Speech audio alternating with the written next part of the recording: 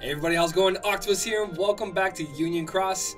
Welcome to the medal spotlight. I'm going to be doing the King, Donald, and Goofy medal, which was a VIP medal. If you paid for last week's VIP and this week's, you got the King, Donald, and Goofy medal.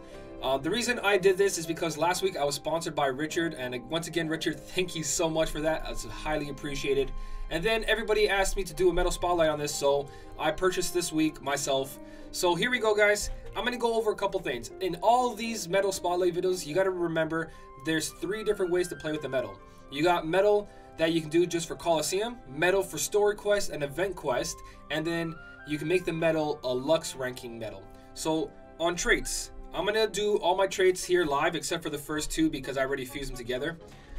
So basically, what you want to do is, before you think about skills and you think about what you're going to do for the medal, wonder to yourself what's most important. Are you a Coliseum player? Do you like to Lux rank? Or do you just like to pass every event that comes out and do the story quest and proud mode as much as possible? Part number 3 I just mentioned is a little bit, can mix anywhere really when it comes to this powerful of a multiplier medal. But basically, if you are Lux ranking, I'm going to start with traits here because traits are probably the most important thing to get out of the way first.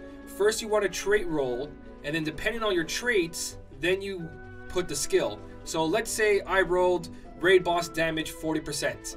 I would now make this a Lux ranking medal. I would put Lux plus, attack boost 3, or anything that makes me have more Lux during raiding hour or any kind of raid. If I roll 2 1000s, then I'm going to consider myself putting an attack boost on this. If I roll extra attack, still an attack boost, but depends on the SP. If it has a lot of SP, you would want to like mix it with the SP gauge 1 attack boost, but since it's a 3, a 6 cost double cast is more than enough. So first thing you guys do before you think about anything else, once you have 7 copies of medal, put them together, whatever trait you get, then we're going to decide what kind of skills we're going to put on. So for recommendations, I don't want to go over rating because rating is something I don't do. I do it, but I don't go hardcore on it. I'm not going to make all my medals with Lux kind of rating. I don't want to like raid boss damage and 1000 strength. That's probably the best one, by the way, guys. If you are going to do it, there's a certain JP right now that they are changing the trait system, so you can't double stack certain traits. I believe it's only 1 trait. I totally forgot, but they might change the trait system down the line where you can't double stack raid bonus 40%. So it might be in your best interest, if you want to keep this guy for raiding and for anything else, I would definitely do raid boss damage plus 40% and an extra 1000 strength. That's probably the best thing to do for Lux ranking. Again, I'm not going to go too big into Lux ranking because it's straightforward. You want raid boss damage and strength on these 2 trait systems. But for everything else, I'm going to go over. So for this guy, because he has no special buff or debuff or anything like that, he's straight damage. My rule of thumb is, when it comes to straight damage medals, I knew it was unclear in the last video on Olympus and B, but for straight damage medal guys, plus 1000 strength. Hands down, the best thing you can give these guys is plus 1000 strength, and if you can stack 2 of them, that's even better because that will make this medal 9370 plus your chips. You have an over 10,000 strength medal. Again, high-end enemies, very, very good. Anything, guys, anything you do with plus 1000, even if you're Lux ranking and you put skill Lux on here, that's still really good. So my recommendations for the King and Donald and Goofy medal is plus 1000 strength. If you get extra attack, it's not a bad thing either. So you can get plus 1000 strength and extra attack, and that's still very good. It's very versatile, but the thing with the extra 2000 attack, higher and Coliseum, the thing with, or did I say 2 extra attack? The thing with 2 extras plus 1000 strength is high in Coliseum and very high level enemies. The thing with extra attack I would recommend on this medal is because extra attack lets you hit an extra enemy. Now take in consideration this medal is a single target. So let's say you're doing a mission and you hit an enemy and you kill one. Now you can activate him again and there's another enemy and he's almost gone too. You don't need the full power of the King, Donald, Goofy to take it out. Boom, 40% damage, takes out that enemy too. That's the end of your Keyblade, you got nothing else to do. Let's say your friend medal is a cleanup. That makes extra attack really good on single hit medals because now you can hit multiple targets. You can hit one really tough enemy and then use your second cast to take out the smaller enemy. And there you go. You basically have an AoE medal if there's only 2 enemies in that group of enemies that you face. So extra attack has its benefits greatly. So there's no way going wrong here. If you have plus 1000 strength, extra attack, very good. If you have plus 1000, very good. And then if you're raiding, try to get that raid bonus 40% because that's huge. So that's my thoughts on traits for the King, Donald, and Goofy. I'm going to go over my traits now on what I might roll here. I keep forgetting how to do this. I believe you have to click on special attack. There you go. Okay, so if you want to get those guys to the top, click on special attack, and there you go. They're at the top of the list. So I'm going to roll my traits now. I only need 3 to guilt it. I'm going to guilt it in this video with you guys, and I'm going to save 1 for later, for guilting campaign. I'm not taking the chance because during the guilting campaign, it's better to actually just wait it out, guys. Because if you get 80%, I think it's a range from 80 to 150 or 90, 150. Whatever it is, it's very low compared to getting 150%. I believe 80 is the worst you can get. But let's focus on traits. Don't forget, 1 at a time for traits. And once you get your traits, then you can drop all the copies you want to guilt it.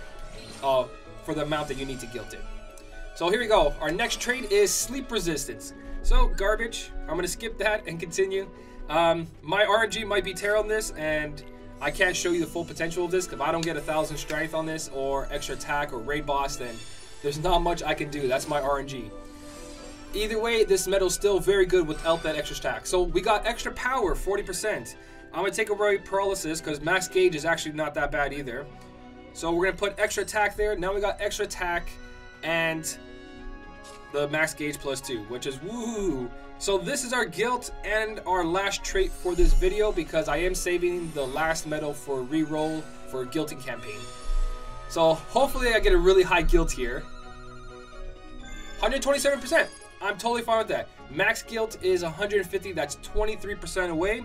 And our last trait's gonna be 1000 strength, please. 1000 strength. Defense +2000. I'm okay with that too. That's totally fine. Is it worth it? The max gauge +2 is actually really good, but there's a lot of situations where defense will be better. We have tons of SP restore. You know what? I'm gonna take the defense because I might replace it later on with 1000 strength anyways. So just so I can survive during multiplayer or even raid events, if I have like a defense boost 3 and Vex and B, my Keyblades set up to survive multiple turns, that +2000 defense is going to help me greatly. But we did get extra attack power, so now we have a mini AoE medal instead of a single target. So now he can attack 2 enemies. So that's what we're going to do. Now that we know that we got extra attack and we didn't get raid boss, damage, so we're not going to put a Lux Plus skill in this. So no Lux Plus, we're going straight damage, attack boost. But I don't know what I want to do with it yet. But my recommendations for a skill, guys, every attack boost max you guys have should be saved for high score challenges. If you care about competing top 5000 in high score challenges, never put an attack boost max on any medal besides your main damage dealer for high score challenges. So save all your attack boost 2s, your attack boost 3 maxes for high score challenge events. That's when you decide where the max attacks are going to go. For everything else, slap an attack boost 4 on this guy, attack boost 3, whatever attack boost you have, the strongest one, put it down on him. It doesn't matter if it's attack boost and APP or attack boost with Lux Plus. Again, you could still use it as a raiding medal even though you don't have the raid damage. He's still going to be super powerful. So I'm not going to do anything special to him, and I'm going to go into a fight with just this setup. No chips, no attack boost skill, just straight big damage just coming from him. And we're going to do it on a setup that I already pre-made. So basically on this setup, I have a ×6 strength buffer, 2 ×3 power buffers, and then my Jack and Sally to make it a ×7 power buff and 1 debuff.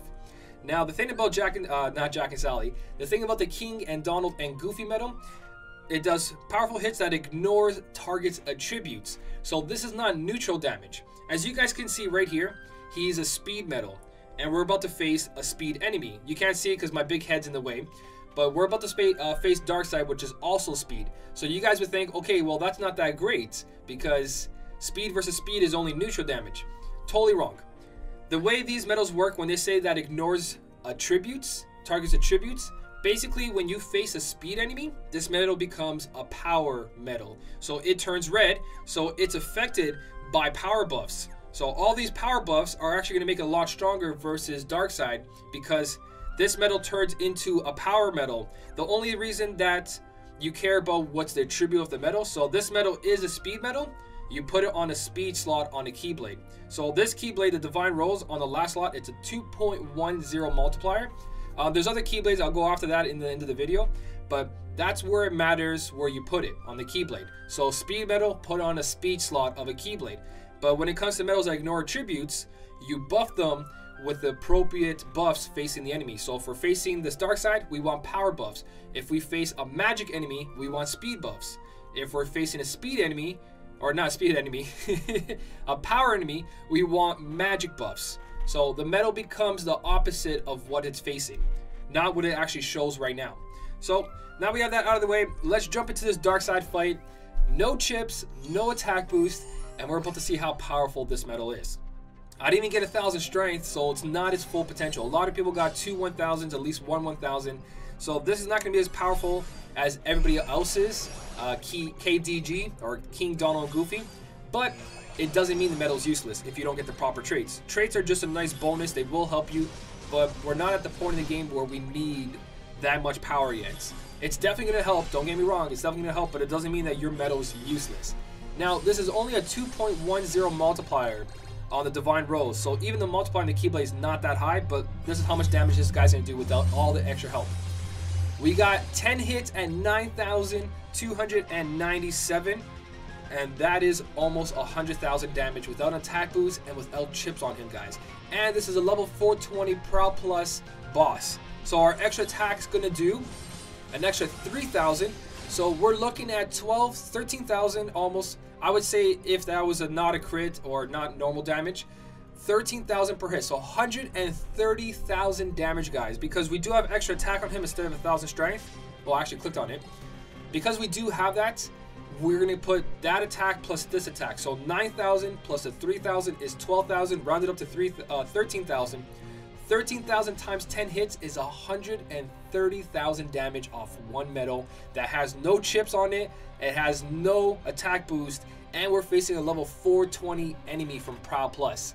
So very, very, very powerful metal, guys. So we're going to give this up, and we're going to go into another Keyblade and see the damage difference when we go from a 2.1 multiplier to a higher one.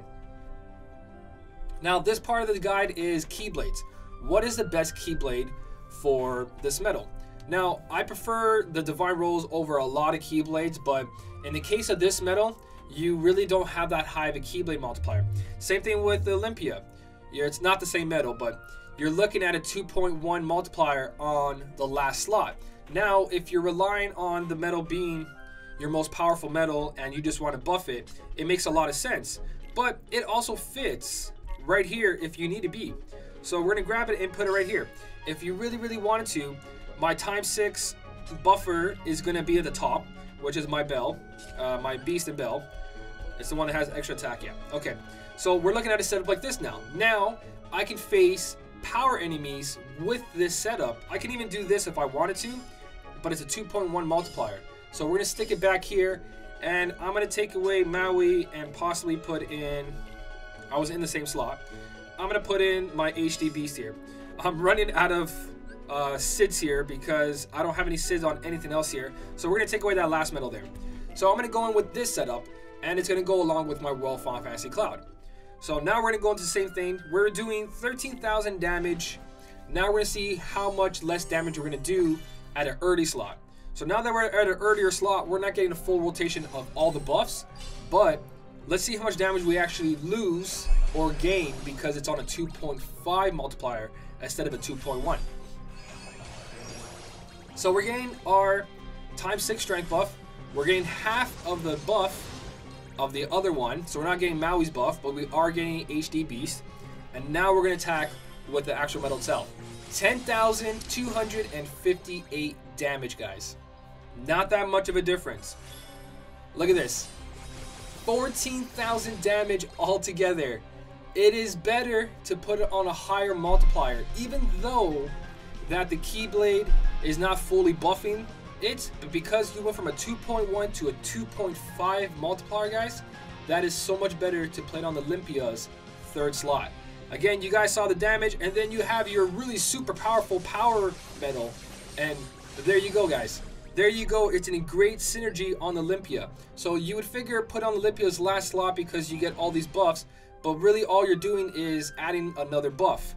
So in worst case scenario, if you need more damage, you would put on Olympia, you put this medal over here, and then you would add another buff like the Maui. So now your World Final Fantasy or your Meowjesty or whatever medal you have gets more of a buff from both of these guys, and he also gets another buff. So the damage from this guy and this guy getting the extra buff off Maui might turn out more than just having this going on and another medal over here doing some more damage. So it all depends what you want to do. But because this is dedicated to powers, we might as well do this and add this over here, and that might turn out better. But remember, if you want just straight up damage from this guy here, and you have another good upright speed medal, you might be better off just using another upright speed here. But you guys can see a 2.5 multiplier makes a huge difference. The first case, we made 13,000 damage. On the second case, we made 14,000. 15,000 really, if you think about it. We had 2,000 more damage per hit. So that's incredible, guys. Right there, you're looking at a big increase in damage. I might have just screwed the math there a little bit. But yeah, you saw that the damage was more. The damage went from 13 to 14, maybe 15,000 per hit. So actually, yeah, extra 2,000 damage per hit, guys. That's huge. So what Keyblade is the best Keyblade for this guy? I don't have the Sleeping Lion fully leveled up, but near the end of the Sleeping Lion, guys, I don't have the page put up right now. Let me grab it real quick. Keyblades, Sleeping Lion, if you do level up the Sleeping Lion, there's not much choices when it comes to upgrade speed. Sleeping Lion at plus 25, I'm going to be realistic for everybody, gets a 2.60 multiplier. So if we're just dedicating buffing just our King Donald Goofy medal, I believe the Sleeping Lion is the best one to do that, because at level 35 it has a 2.8 at the end, but that means if we're only dedicating ourselves to upright speed medals. Now if we want a well-rounded Keyblade that has at least 2 attributes, I would say Olympia and Divine Rose do a very good job of that. Both of them end with a 2.10 multiplier at level 30. And if you want on Olympia, you put on the third slot and you see that the SDG still does a lot of damage. Now, what's our other choices? Our other choices are not going to come for a long time, and I'm not going to put them here because it's just a bunch of spoilers and we don't have to worry about it for months. But there is other Keyblades that have a chance of doing stuff. Actually, there isn't. Even the last one right now, guys, is not going to have a good upright slot. It's all in a bad position. The upright slot's in the second slot. That Keyblade's not that important. Spoilers, I guess. It's Missing Ache. Missing Ache, is that, I think that's how you say it. But it's like the newest one in JP. But you're looking at basically your best Keyblades are the Divine Rose, Olympia, and Sleeping Lion for the highest multiplier. Sleeping Lion will be the best multiplier.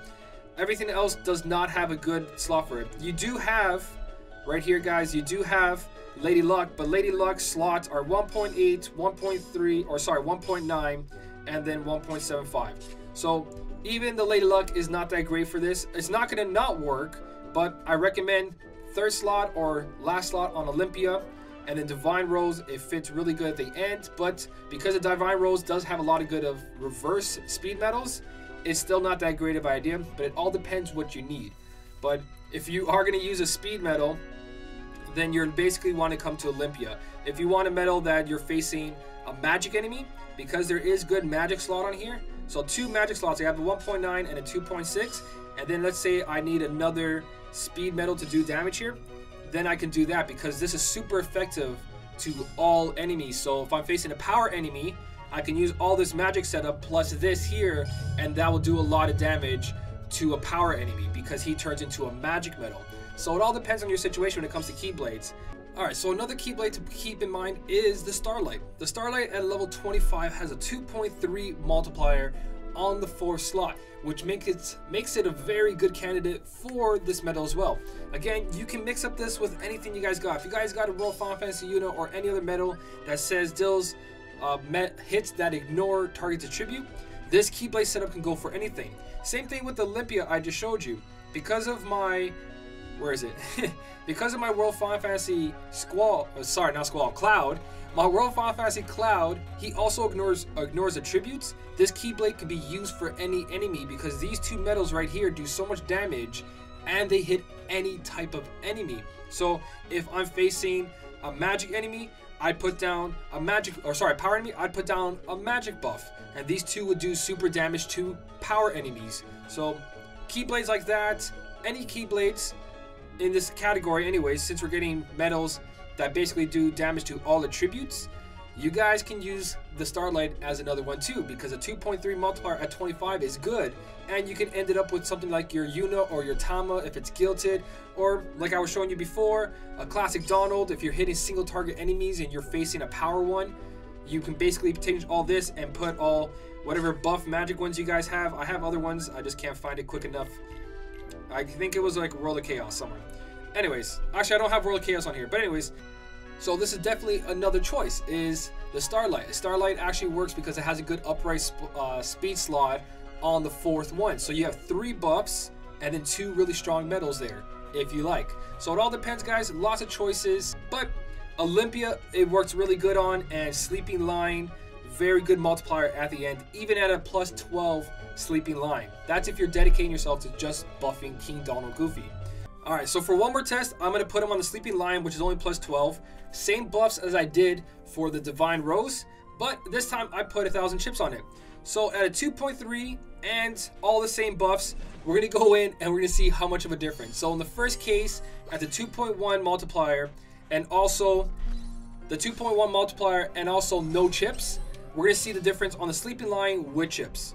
So I know it's not a good comparison because of the chips, but even at a plus 12 Sleeping Lion, he's still going to do a lot of damage if you just need to take down single target enemies. If you just want to buff your one medal and go at it just for one turning, this might be the best case scenario.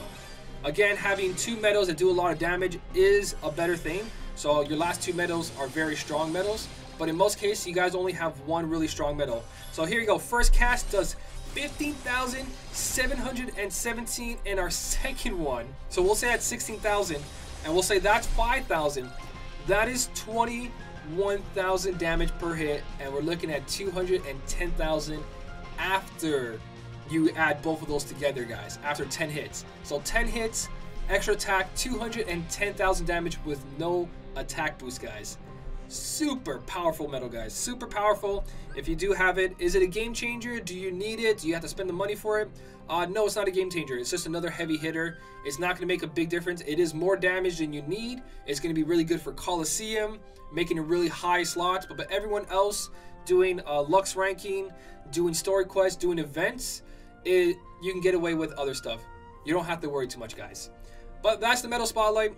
I hope you guys enjoyed this. I did this for a couple people in my comment section. They really want me to do this. So hopefully I covered everything. If you guys have any other ideas on this medal, let me know in the comments. I probably forgot something. Doesn't mean that I'm not acknowledging it. It's just probably so much stuff to take it in at once. And I did as much as I could there. So do your trait system, then choose your skill. Do not put a skill first and then roll for traits and you didn't get the proper rating traits and you already put Lux Plus on your medal. You just kind of screwed up there. Not big time, because it's still good Lux medal because it's super effective to all attributes. But the general rule of thumb, guys, do your traits and then your skill. Everything else is easy from there. So thank you so much for watching. Keep on smiling, and I'll see you in the next one.